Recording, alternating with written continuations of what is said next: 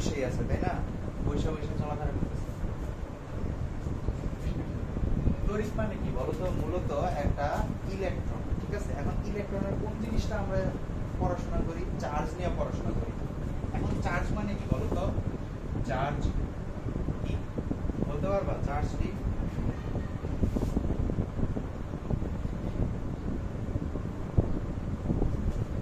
দেখো, চার্জ হচ্ছে কি? ধরো পদার্থ সৃষ্টিকারী, পদার্থ সৃষ্টিকারী মৌলিক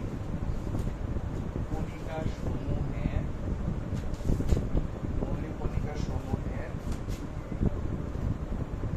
বৈশিষ্ট্যমূলক ধর্মকে চার্জ বলে। এখন কথা হচ্ছে এই জিনিসটা মানে মাথায় ঢুকে নেই, তাই না? বৈশিষ্ট্যমূলক ধর্মকে চার্জ বলে।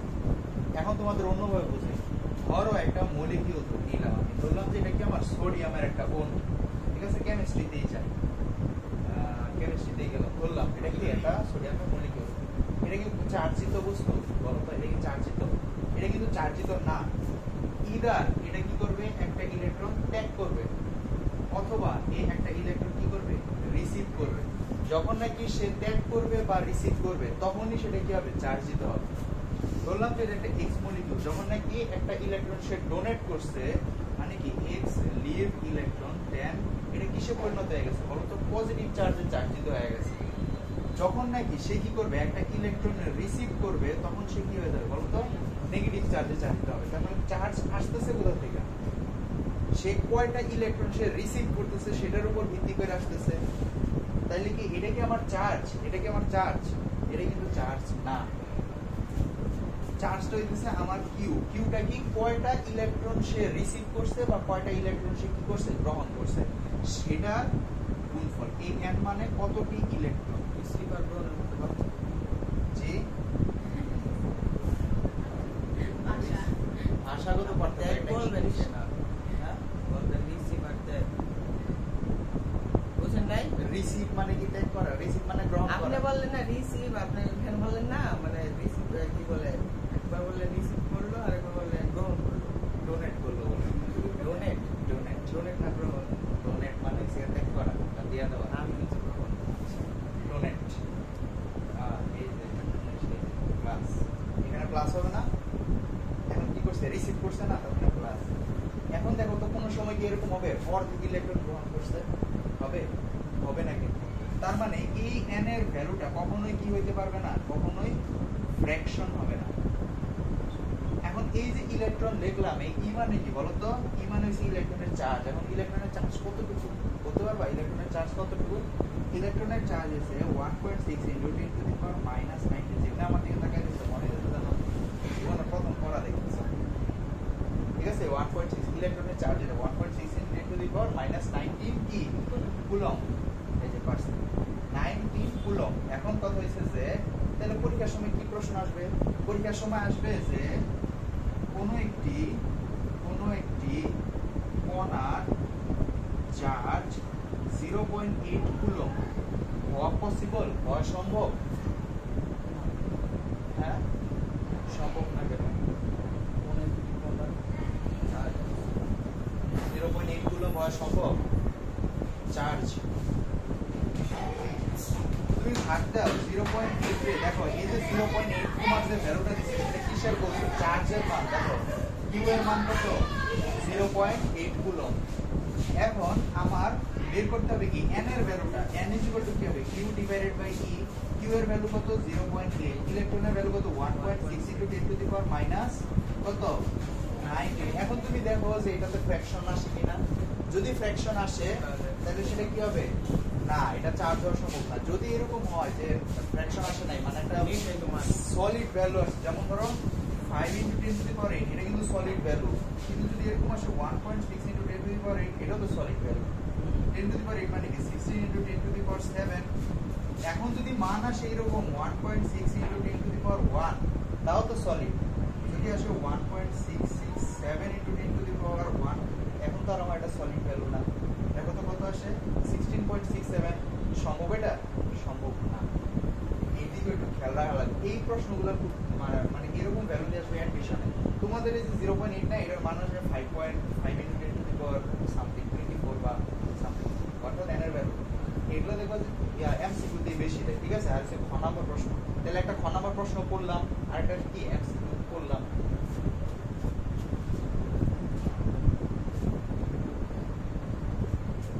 এখন দেখো চার্জের অবস্থানটা কোথায় আসলে। এই যে আমার বডিতেও তো চার্জ আছে, তাই না? আমার বডিতে যে চার্জ আছে সেটাই স্থির তড়িৎ বা স্ট্যাটিক ইলেকট্রিসিটি, স্থির তড়িৎ। আর যেটা আমার ধরো এই কি বলে এটারে, মানে ডিসি ডিরেক্ট কারেন্ট যেটা, হ্যাঁ দেখো যেটা মানে চলতরিতে কি জানো, সবসময় একটা পরিবাহী দ্বারা কি চলতে থাকে, ঠিক আছে। একটা পরিবাহী দ্বারা চলতে থাকে। যেমন এই যে আমরা যে কারেন্ট ব্যবহার করতেছি, এই সবগুলো কি দেখো তারের সাথে সংযুক্ত না।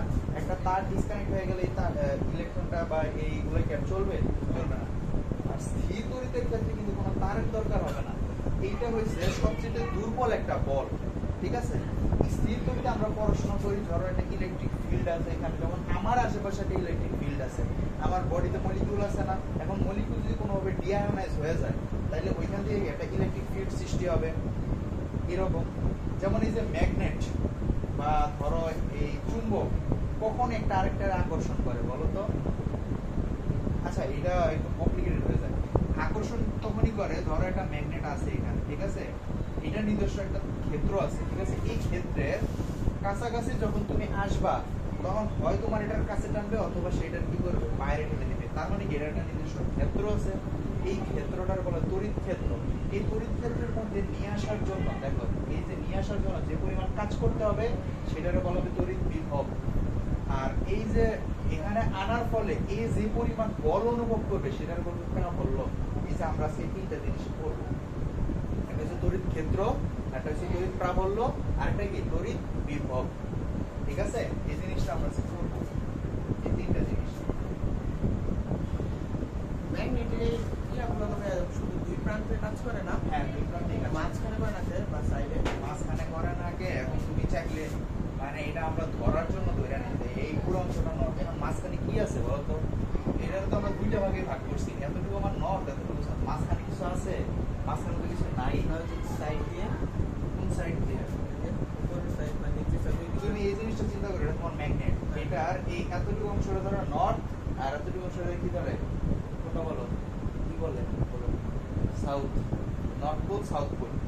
এখন দেখো এই যে যখন নাকি পুরাটা হয়ে গেছে, এই যে এটাও আমার কি, দেখো এটাও আমার নর্থ পোল, এই পুরাটা, এই অংশগুলোটাই আমার নর্থ পোল। এই যে এই পাশের পুরাটা যা আছে আর এই পাশের পুরাটা, এরকম না যে শুধুমাত্র এই যে এতটুকু অংশ বা এই এতটুকু অংশ, পুরাটারই বুঝে, ঠিক আছে।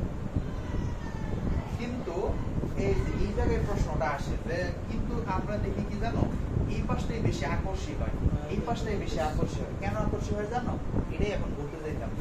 কারণ চার্জ সর্বদা উত্তল পৃষ্ঠে অবস্থান করে, উত্তল পৃষ্ঠে অবস্থান করে। বৃষ্টিটা না আসলে ভালোই, বা আমি যাওয়ার পরে আসলে ভালোই।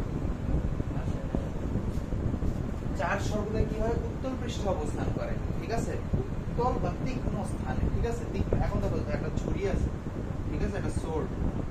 এই সোর্ডের কোথায় বেশি বলতো চার্জ থাকবে? এই যে তীক্ষ্ণ জায়গাগুলো, আর এখানে থাকবে সবচেয়ে বেশি। আর এই জায়গাগুলো বলো তীক্ষ্ণ না? তীক্ষ্ণ স্থানে চার্জ থাকে বেশি। এই যে দেখো, আমি যদি বলি এখন আমার হাতের কোন অংশে বলো তো চার্জ বেশি থাকবে, বলতে পারবো? আমাদের হাতের কোনটা উত্তল আর কোনটা অবতল? আমাদের হাতের এই পৃষ্ঠটা হচ্ছে উত্তল, মানে চার্জ যদি থাকেও এখানে বেশি থাকবে। এই জন্য দেখো আমাদের এখানে এই যে এরকম আছে, দেখো তুমি এইভাবে ঘষা দিয়া যখন নাকি একটা এই যে রেশমগুলো দেখবে এগুলো দাঁড়ায় যায়, মানে আমাদের এই জায়গাটাতে চার্জ বেশি। এখন তুমি এই জায়গায় ঘষো, এই জায়গায় ঘষলে কিছু হবে? এই জায়গায় ঘষলে খেলে হাতি গরম হবে, ঠিক আছে, তাপ উৎপন্ন হবে। চার্জ সর্বদা কি হইতেছে, আমার উত্তর পৃষ্ঠে অবস্থান করতেছে। এখন আচ্ছা, এখন আনলাম, এখন আমাদের একটা সিকোয়েন্স মনে রাখতে হবে। ফার্নেল কাপড়, ঠিক আছে, ফার্নেল। তারপর হইতেছে কাঁচ, রেশম, তুলা,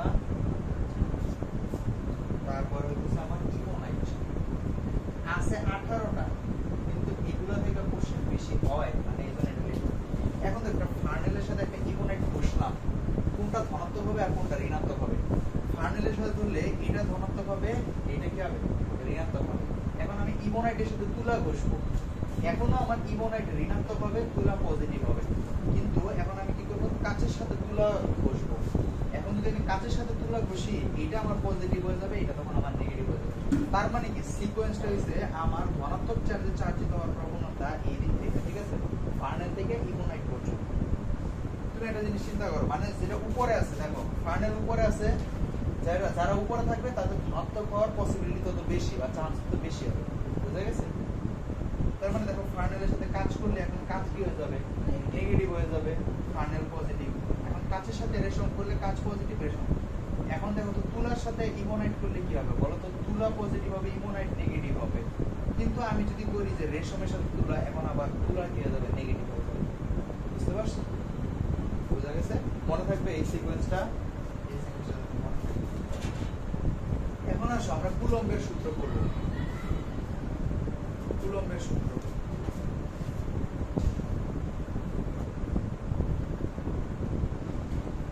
কুলম্বের সূত্র তো অনেক পড়ছি, তাই না? আমরা 9 10 যেটা পড়ছি সেটা তো মানে অন্যরকম ছিল। F = C * Q1 Q2 divided by কি R²। 6 এর ভ্যালু 9 × 10⁹ এটা ছিল, তাই না? কিন্তু এখন আমরা একটু বড় হইছে, আমরা ছোটবেলার সংখ্যা করলে লাভ হবে না। দেখো ধরো দুটো চার্জ পরস্পরের মধ্যে r ডিসটেন্সে অবস্থান করতেছে, একটা আমার Q1 পরিমাণ চার্জ আর একটা আমার Q2 পরিমাণ চার্জ। চার্জদ্বয় কি করতেছে, r ডিসটেন্সে অবস্থান করতেছে। তাহলে তাদের মধ্যকার আকর্ষণ অথবা বিকর্ষণ বলের মানটা হবে F। আকর্ষণ অথবা বিকর্ষণ বলের মানটা কি হবে, F। কেন বলছি আকর্ষণ অথবা বিকর্ষণ? যদি জিনিসটা সমধর্মী হয় তখন কি করবে বলতো, বিকর্ষণ করবে। যদি দুইটা বস্তু একটা আরেকটা বিপরীতমুখী চার্জ হবে তখন কি হবে, আকর্ষণ বল হবে। এই যে আকর্ষণ বলের মানটা সেটা কি হবে 1/4πε0k Q1 Q2 divided by r²।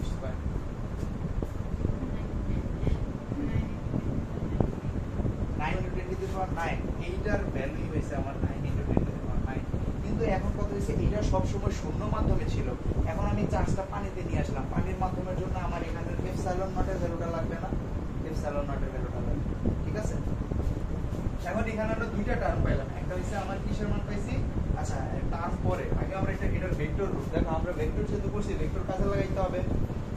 এখন আমরা ভেক্টরটা কিভাবে কাজে লাগাবো বলতো, এফ ভেক্টর মানে এই বলটা এখন কি হবে, ভেক্টর হয়ে যাবে। যদি এই r এর একটা নির্দিষ্ট ডিরেকশন থাকে, ঠিক আছে, r এর যদি ডিরেকশন থাকে তখন কি হয়ে যাবে 1/4πε0k * Q1 Q2 r² divided by r vector. এখন কথা হচ্ছে ভেক্টর ভেক্টর ভেক্টর হবে, ভেক্টর হবে নাকি আর গ্যাপ হবে বলো তো? এটা কখন ভেক্টর হবে, যখন এর সাথে একটা একক ভেক্টর আসবে। দেখো আমরা 2 কে কখনো কি বলছি 2 ভেক্টর, বলছি 2 ভেক্টর না। কেন ভেক্টর না বলো তো? এটা একটা কি বলো, ধ্রুব রাশি। ধ্রুব রাশি ভেক্টর হয়, ভেক্টর হয় না। এটা কখন ভেক্টর হবে, যখন এটার সাথে একটা একক ভেক্টর যুক্ত থাকে। এই একক ভেক্টরের মানটা কি বলো তো? এই একক ভেক্টরের পরিবর্তে আমি কি বসাতে পারি, 1/4πε0k * Q1 Q2। দেখো একক ভেক্টর মানে কি, r vector divided by r cap. দেখো তো r এর ভ্যালুটা না, তার মানে হবে কি r³ r। এখন আমি বসাইতে পারবো, কেন বসাইতে পারবো দেখো তো, এই একক ভেক্টর দ্বারা করে দিছি। এই জিনিসটা বুঝছো কেন r³ লিখছি, বুঝছো? দেখো ভেক্টর অনুযায়ী যে ক্যাপ বা কোন একটা একক ভেক্টর হইছে, ওই ভেক্টরকে ওই ভেক্টরের মান দ্বারা যদি আমি ভাগ করি, এখন এটা কেন মডুলাস দিছি, মডুলাস দিছি কারণ এটার ভ্যালু পজিটিভ আসতে পারে, নেগেটিভ আসতে পারে, কিন্তু একক ভেক্টরের মান সর্বদা কি আসবে, আমার পজিটিভ আসবে, সেই জন্য। এখন এই r এর জায়গায় স্কয়ার আছে না, এই r একক মানে কি বলতো, এই যে Q1 Q2 r² into r vector divided by r। এই r এর কি হয়ে যাবে, গুণ হয়ে যাবে, এই জন্য r³ হইছে আর এই যে ভেক্টরটা এখানে। তোমাদের বইয়ে এটা এইভাবে লেখা আছে, বুঝা গেছে? এখন আমার প্রশ্ন হইতেছে যে এই এপসাইলন নট মানে কি? এপসাইলন নট হইতেছে আমার শূন্য মাধ্যমে ভেদনযোগ্যতা, ঠিক আছে? ঠিক আছে, শূন্য মাধ্যমে ভেদনযোগ্যতা, শূন্য মাধ্যমে কি ভেদনযোগ্যতা। এখন এপসাইলন মানে কি আবার দেখো কে এর ভ্যালুটা হইতেছে epsilon naught divided by epsilon. এই এপসাইলন হচ্ছে যে কোনো মাধ্যমে ভেদনযোগ্যতা আর এটা হচ্ছে শূন্য মাধ্যমে ভেদনযোগ্যতা। আমি উল্টা লিখছি মনে তো হয় উল্টাই লিখছি, হ্যাঁ উল্টা লিখছি। যেটা দ্বারা আমি ভাগ করবো সেটা সবসময় নিচে থাকে আর আরেকটা উপরে থাকে যেটা দ্বারা আমরা বের করবো। এই জিনিসটা হচ্ছে এইরকম, ঠিক আছে? এপসাইলন এপসাইলন বা ওই যে তোমরা যেরকম কিছু এইরকম এটা হবে না, যেটা চেয়েছে এটা হ্যাঁ হ্যাঁ এটা হবে এটার মান। এখন দেখো তো এই এপসাইলন মানে কি বলতো? এই এপসাইলনটা তোমাদের মতো করে লিখতে epsilon equal to k into epsilon not. এই যে এপসাইলনের পরিবর্তে k ইনটু এপসাইলন নট বসাইছি। কেন বসাইছি বলো তো? এই দুটোর ভ্যালু আমরা জানি, এপসাইলনের ভ্যালু জানি, k এর ভ্যালু আমরা জানি। k এর ভ্যালু শূন্য মাধ্যমে ভেদনযোগ্যতা হলে 1 আর যে কোনো মাধ্যমে ভেদনযোগ্যতা বললে ওই মাধ্যমে ভেদনযোগ্যতার মান তোমাকে বলে দিবে, ঠিক আছে? ভেদনযোগ্যতা ধ্রুবক, এটা হচ্ছে ধ্রুবক। এই ধ্রুবকটার নাম কি? পরাবৈদ্যুতিক ধ্রুবক। এই ধ্রুবকের নাম কি? পরাবৈদ্যুতিক ধ্রুবক। এটার ভ্যালু কি? পরাবৈদ্যুতিক ধ্রুবক। এখন তোমার বলতে যখন একটা বস্তুর পরাবৈদ্যুতিক ধ্রুবক 1.12 এবং এর শূন্য মাধ্যমে ভেদনযোগ্যতা তোমার মুখস্থ করতে হবে, ঠিক আছে? শূন্য মাধ্যমে ভেদনযোগ্যতা মুখস্থ করতে হবে। এটার ভ্যালুটা মনে হয় আমি লেখাই সবসময় 8.854 × 10⁻⁷। আমি 5000 তোমাদের দিয়ে দিব। এখন দেখো তো মোটামুটি আমাদের ক্লিয়ার হয়েছে না গড়টা? মোটামুটি। এখন আমার পরীক্ষার সময় তো এটা আসে না, পরীক্ষার সময় প্রশ্ন আসে যে ধরো এই দুইটা বস্তু মানে এই দুইটা মানে চার্জের মাঝখানে আমি একটা এখন আমি পজিটিভ এটা ধরো কোথায় সাম্য অবস্থা, যদি এদের মাঝখানে আমি 1 কুলম্ব চার্জ স্থাপন করতে চাই কোথায় বসাইলে ওইটা একদম স্থির থাকবে। মানে দেখো আমি এদিক থেকে আর এদিক থেকে যেমন দেখো চুম্বক, দুইটা চুম্বক তুমি 3টা চুম্বক নিবা, ঠিক আছে? 3টা চুম্বক নিবা, মাঝখানে রাখবা, দুই সাইডে একদম চাপ দিবা। দেখবা একটা স্টেজ আসার পরে তোমার এই দুইটা চুম্বক সামনের দিকে নিতেও কষ্ট হইতেছে, পিছের দিকে নেওয়ার দরকার নেই, সামনের দিকে নিতে একটু কষ্ট হইতেছে। যেই জায়গাটাতে কষ্ট হইতেছে ওই জায়গাটা বুঝবা কি সাম্য অবস্থা। কোনটা সাম্য অবস্থা? মাঝখানে চুম্বকের জন্য সাম্য অবস্থা। তুমি একটা একটু বড় চুম্বক নিবা আর একটা ছোট চুম্বক নিবা, দেখবা কি জানো একটা তুমি বেশি সামনে নিয়ে যাওয়ার পরে ওইটা আটকে গেছে। এখন দেখো এই সাম্য অবস্থাটা আমরা কখন কোথায় পাবো? কখন কোথায় পাবো? ঠিক আছে, সাম্য অবস্থা পাওয়া কারণ আমাদের পরীক্ষায় এগুলো আসে, পরীক্ষায় আসে কি তোমরা 19 এগুলো করছো না? একটা পজিটিভ দিয়ে দিত একটা নেগেটিভ দিয়ে দিত, অ্যান্সার খুব প্রেসার দিত যে এটা কি করছো হয় নাই তোমাদের, তোমরা সবাই মাঝখানে ধরেই করতাম। দেখো হ্যাঁ কয়েকটা বাইরে, কখন বাইরে হইতো? পড়ায় নাই, আজকে পড়ায়। দেখো চার্জ কিন্তু সবসময় কেন্দ্র থেকে হবে, ঠিক আছে? নিউটনের বলও যেরকম কেন্দ্র থেকে হিসাব করছি, এই চার্জের ক্ষেত্রে আমার কেন্দ্র বললাম আমার দুইটা চার্জই কি ধনাত্মক, ঠিক আছে? দুইটা চার্জই কি ধনাত্মক কিন্তু সমান না, ঠিক আছে? ধনাত্মক কিন্তু সমান না। হ্যাঁ চার্জের সরি সমধর্মী চার্জ সমান এটা বলা যাবে না। দেখো সমান মানে কি? ধরো 5 coulomb charge 5 coulomb charge, positive 5 coulomb positive 5 coulomb, এদের মাঝখানে আমি কখনো কি পাবো না বলো তো? সমধর্মী এবং সমান চার্জের মাঝখানে কোথাও সাম্য অবস্থা পাবো না, সাইডেও সাম্য অবস্থা পাবো না, কোনো পাশেই না, উপরেও না নিচেও না, কোথায় সাম্য অবস্থা পাবো না। কিন্তু সমধর্মী চার্জের ক্ষেত্রে হোক সেটা পজিটিভ চার্জ অথবা নেগেটিভ চার্জের ক্ষেত্রে আমরা সাম্য অবস্থাটা পাবো মাঝখানে। যদি আমি 1 কুলম্ব চার্জ স্থাপন করতে চাই তাহলে সেটা পাবো কি মাঝখানে। যদি এরকম হয় বিপরীতধর্মী চার্জ, বিপরীতধর্মী চার্জ Q1 Q2 বিপরীতধর্মী চার্জ, এবার আর Q1 Q2 না দেওয়া ভ্যালু দিলে মনে হয় বেটার হবে, কারণ এখানে আমাদের আরেকটা জিনিস লাগবে।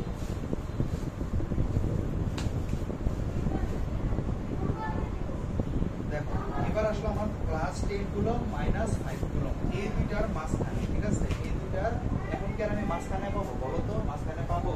দেখো 10 কুলম্ব চার্জ যদি মাঝখানে রেখে কি করবে? ধাক্কা দিয়ে ওইদিকে পাঠিয়ে দিবে। আর মাইনাস 5 কুলম্ব চার্জ কি করবে? ওর তো কাছে না। এখন যদি মাঝখানে নিয়ে আসি কেউ ধাক্কা দিচ্ছে এও কাছে না, তো এটা কি সাম্য অবস্থা হয়? হয় না।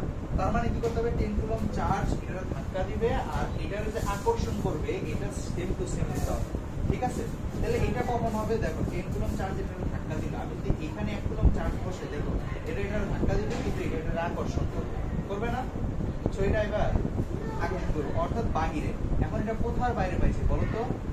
এটা সর্বদাই হোক সেটা পজিটিভ বা নেগেটিভ বড় চার্জের বিপরীত দিকে অবস্থান করবে, বড় চার্জের বিপরীত দিকে কি করবে অবস্থান করবে। এখন কি এরকম হইতো, যেমন ধরো -10 কুলম +5 কুলম, এখন কি হবে বলো তো, এখনো হবে কি যে বড় চার্জটা কি বলতো আমার 10 কুলম না, এটা বিপরীত দিকে হবে +1 কুলম, এখনো এটাই হবে। কেন হবে, এখন আগে সেটা কি ছিল বিকর্ষণ করছে, এখন এটা কি করবে বলো তো আকর্ষণ করবে না, এখন কিন্তু আকর্ষণ করবে। দেখো 10 কুলম আকর্ষণ করবে, 5 কুলম কাজে সরে আসবে। তাহলে বুঝছো, এখন যদি আমি সেম কাহিনী করি 5 কুলমটা এই পাশে আনলাম, -10 কুলমটা এখানে নিয়ে আসলাম, তাহলে কি হবে এই পাশে হবে, ঠিক আছে +1 এটার ধাক্কা দিবে, এটার আকর্ষণ করবে, নিউট্রালাইজ করবে। আর আরেকটা বললাম যে সমধর্মী এবং সমান মান, সমধর্মী এবং সমমানের চার্জের মাঝখানে সাইডে আশেপাশে কোথাও কি পাওয়া সম্ভব না, আমার সাম্যাবস্থা পাওয়া সম্ভব। বুঝা গেছে শর্তগুলা? প্রথম শর্ত কি, সমধর্মী চার্জের ক্ষেত্রে মাঝখান বরাবর আমরা কি পাই, মাঝখান বরাবর কি পাই আমরা সাম্যাবস্থা পাই। যদি আমার বিপরীতমুখী চার্জ হয়, বড় চার্জের বিপরীতে হোক সেটা ধনাত্মক বা ঋণাত্মক, বড় চার্জের বিপরীত দিকে আমরা কি পাবো সাম্যাবস্থা পাবো। এই যে বড় চার্জের বিপরীত দিকে, দেখো এটা আমার বড় চার্জ, নেগেটিভ হইলো এই পাশে, পজিটিভ হইলো এই পাশে, পজিটিভের দিকে বিপরীত দিকে। বুঝা গেছে? ক্লিয়ার?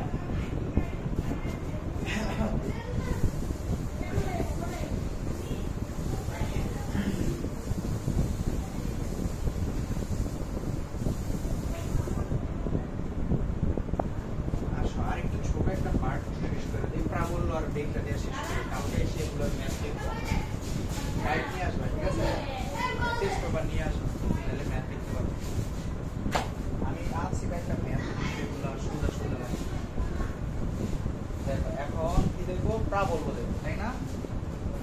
তড়িৎ প্রাবল্য কাকে বলে? ধরো এটা আমার একটা চার্জের ক্ষেত্র। আচ্ছা দেখো, কোন একটা চার্জের আশেপাশে একটা নির্দিষ্ট এরিয়া জুড়ে একটা কি থাকে, ওই তড়িতের একটা আকর্ষণ বা বিকর্ষণের কি থাকে, একটা রেঞ্জ থাকে, ওটার কি বলা হয় তড়িৎ ক্ষেত্র বলা হয়। যেমন দেখো এটার যে তড়িৎ ক্ষেত্র, এটা এরকম, দেখো পজিটিভ আছে না, পজিটিভ মানে কি কোন একটা কিছু বিকর্ষণ করবে। বললাম যে পজিটিভ চার্জ কি করবে বলতো, বিকর্ষণ করার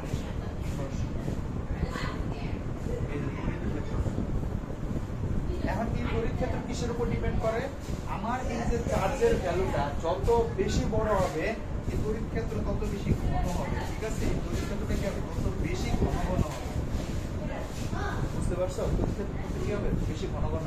এবং মানে তড়িৎ ক্ষেত্রের কয়েকটা শর্ত মানে কি বলে বৈশিষ্ট্য বলতে আমাদের ঘনাঘন প্রশ্নে আসে। প্রথমত কি, এই যে রেখাগুলা, কাল্পনিক রেখাগুলা একটা আরেকটার উপর ওভারল্যাপ করে না, ঠিক আছে? ওভারল্যাপ মানে কি, সংকরায়ন করা না, তাই না? ওভারল্যাপ মানে একটা আরেকটার উপর পতিত হয় না, মানে এরা সবাইকে ইন্ডিভিজুয়াল লাইন। যেমন এই দেখো আমি এটা একটার উপর লাগাইছিলাম না, এটা আমার ভুল, এটা একদম ইন্ডিভিজুয়াল রেখা হইতে হবে। চার্জ যত বাড়বে এই রেখাগুলোর ঘনত্ব কি হবে বৃদ্ধি পাবে, বুঝা গেছে? চার্জ যত বাড়বে এটার ঘনত্ব তত বাড়বে। আর নেগেটিভের ক্ষেত্রে কি হবে, এই যে ভিতরের দিকে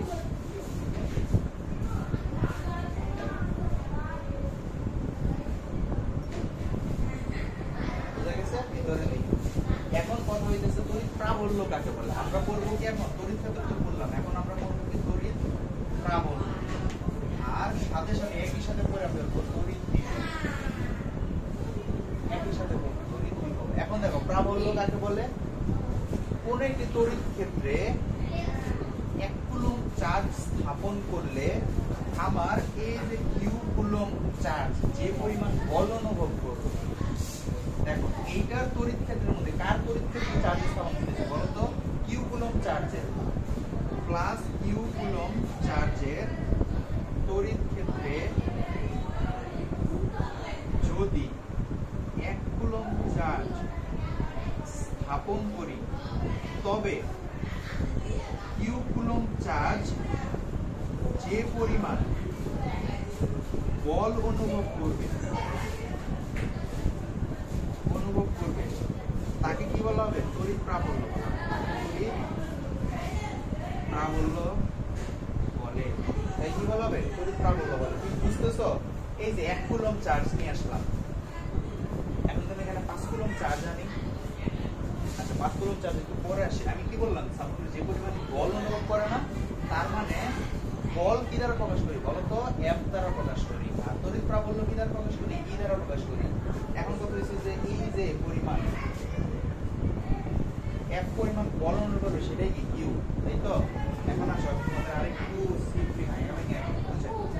দেখো এই যে Q পরিমাণ চার্জের এটা ধরলাম যে R পরিমাণ ব্যাসার্ধ, ঠিক আছে? R পরিমাণ ব্যাসার্ধ মানে এটা হচ্ছে পুরোটা ধরলাম R পরিমাণ ব্যাসার্ধ, এটা তড়িৎ ক্ষেত্র আছে। আরেকটা চিত্র এটা দেখো, এই যে Q পরিমাণ চার্জের R পরিমাণ দূরত্বের মধ্যে কি আছে? এটা একটা তড়িৎ ক্ষেত্র আছে। তাইলে এটা যে পরিমাণ বল অনুভব করবে সেই বলটা কি বলতো? F = 1/4 pi epsilon not Q into, দেখো এখানে ধরো 1 কুলম্ব চার্জ, তার মানে কি বলতো? Q1, তার মানে Q ইনটু কি 1 ডিভাইডেড বাই কি হবে বলতো? R স্কয়ার, ঠিক আছে? এটা কি হবে? এই 1 এর মান তো 1 ই হয়ে গেছে, তাই না? তার মানে এই বলের পরিমাণটা কি হয়ে গেল? নিউট্রালাইজ হয়ে গেল। তাইলে যে পরিমাণ বল এটারই আমরা কি বলবো? E বলবো। এখন আমার বলটাই কি হয়ে যাবে? E হয়ে যাবে। এটা কি হয়ে যাবে? E। তার মানে আমি চার্জ মানে প্রাবল্যটা কিসের জন্য বের করব? 1 কুলম্ব চার্জের জন্য বের করব। সর্বদাই প্রাবল্য বের করবা 1 কুলম্ব চার্জের জন্য। পরবর্তীতে তোমার যদি বলে যে ধরো 10 কুলম্ব চার্জ, 100 কুলম্ব চার্জ, তখন বলের পরিমাণটা কি করবে? F = Q। মানে দেখো এই যে কত কুলম্ব চার্জ করলাম? 100 কুলম্ব। এই যে 100 কুলম্ব। এখন 1 কুলম্বের জন্য কি তড়িৎ প্রাবল্য কি? তাহলে 100 কুলম্বের জন্য কি বলতো? 100 E। তাহলে বলটা কি হবে? 100 E। যদি বলে বল তড়িৎ প্রাবল্য বলে 100 কুলম্ব বলুক আর যাই বলুক, চার্জ মানে ক্ষেত্রের মধ্যে নিয়ে আসতে প্রাবল্য একই পরিমাণ অনুভব করবে। বুঝা গেছে? ক্লিয়ার হয়েছে? আচ্ছা,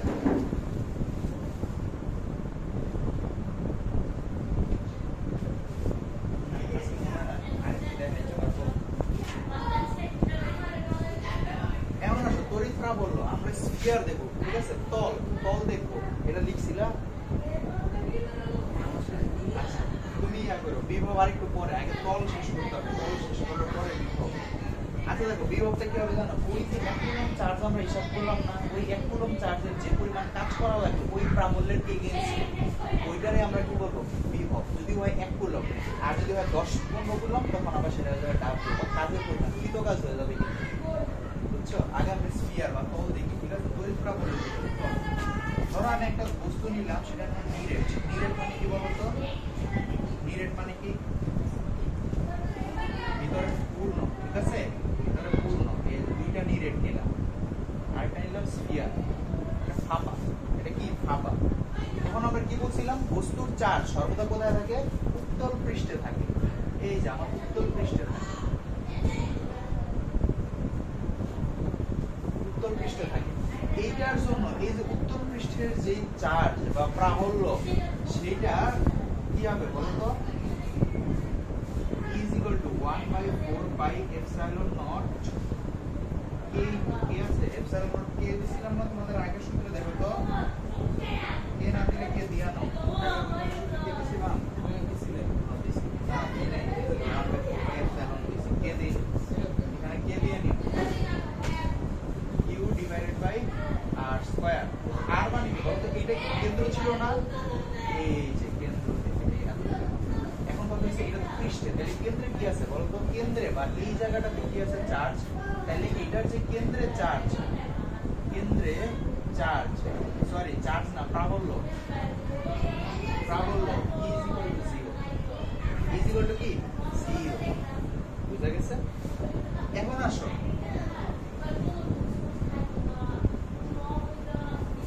এটা আমার কি করলাম? নিরেট চার্জিত, নিরেট চার্জিত, ঠিক আছে? চার্জিত হইলে কি হবে বলতো? মানে বাহিরের যে স্তরটা এটা আবার চার্জিত, মানে পরিবাহী, সরি চার্জিত না, পরিবাহী। পরিবাহী মানে কি? চার্জ কেন্দ্র থেকে ভিতরের দিকে উপর দিকে এসে পড়বে, বলে এইটারও কি হবে? পৃষ্ঠে হবে, পৃষ্ঠে হবে, পৃষ্ঠে পৃষ্ঠে পৃষ্ঠে পৃষ্ঠে হবে, ঠিক আছে? এখন এইটার যে পৃষ্ঠে চার্জ আছে, এই চার্জের পরিমাণটা কি হবে? আগের মতো 1/4 pi epsilon naught K into Q divide by R square. কেন্দ্রে কি হবে বলো তো? কেন্দ্রের চার্জ তো অলরেডি উত্তর পৃষ্ঠে চলে আসছে না? তাহলে আমার কেন্দ্রে হবে 0, কেন্দ্রে বাইরে, কেন্দ্রে বাইরে,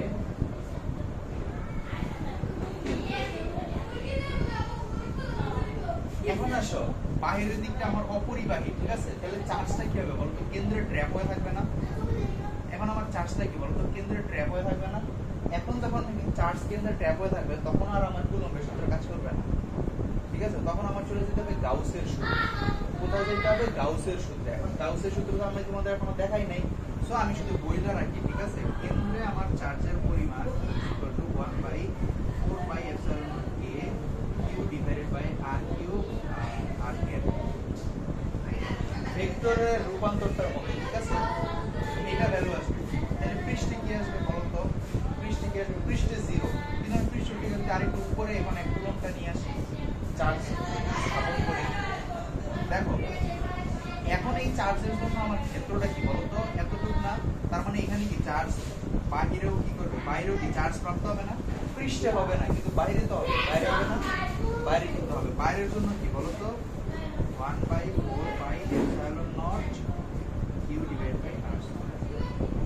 তাহলে এখন চলো একটা গ্রাফ আঁকি। গ্রাফটা কি বলতো? এই যে তড়িৎ প্রবাহের যে f qe, f q এর জন্য একটা গ্রাফ লাগবে না আমাদের?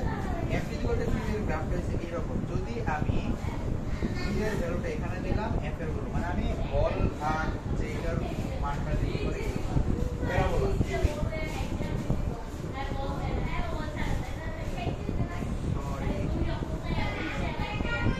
মানে আমার ব্যাসার্ধ যত বেশি হবে প্রাবল্যটা তত কি হয়ে যাবে? কমে যাবে না? দেখো তো আমি যত দূরে যেতেছি আমার শক্তি কি তত কমে যেতেছে না? অর্থাৎ এই যে একদম এখন এগুলোর জন্য গ্রাফ আঁকতে হবে না? দেখো এটার জন্য গ্রাফ আঁকি। ভাই গ্রাফ দেবো না, আর একটু আগে চিন্তাই তো তখন পাইছি। দেখো এখানে আমার দুইটা জিনিস না, একটা হচ্ছে আমার আউটসাইড আর একটা ইনসাইড। এটা কি বলতো?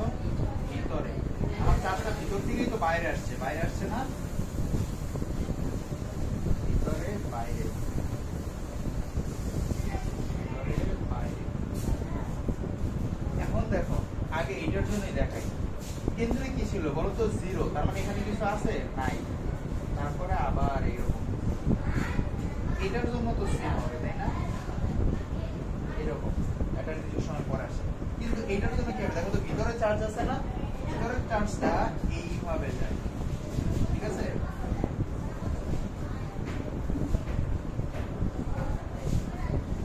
তোমাদের গ্রাফ এটা দিয়া তোমরা বলবে যে এই গ্রুপটা কি? এটা হচ্ছে কি আমার নিরেট চার্জিত, বুঝতে পারছো? নিরেট চার্জিত।